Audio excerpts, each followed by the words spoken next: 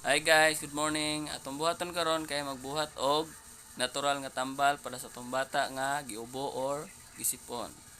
Muna atong kailangan nga kuanon, kwaon. Una, kuha ka og kalamunggay.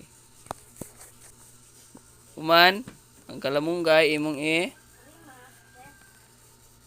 butang sa white nga kuan, gaming or sa kung sa nga color basta kay gaming para isala siya diha.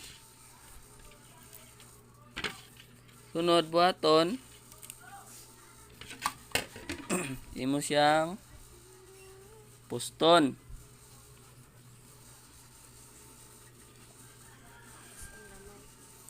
Human og putos, imo na yung bason kamay og tubig.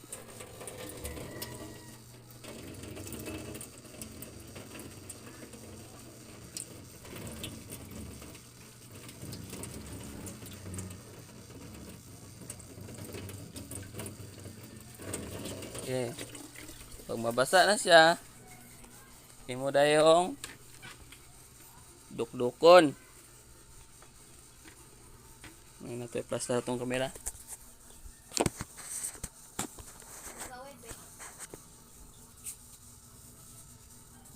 Ito siyang dukdukon na yan sa tasa na akong gamit pag dukduk.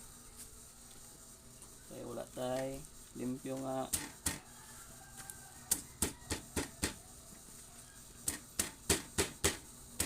Dukon mo para taman sa malata.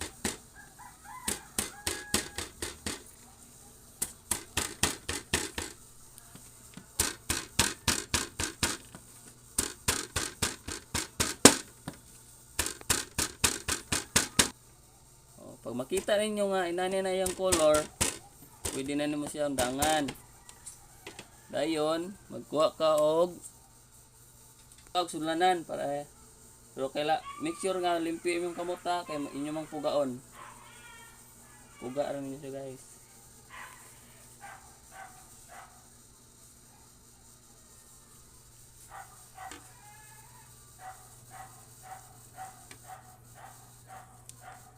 Gaon taman sa mahurot yang duga.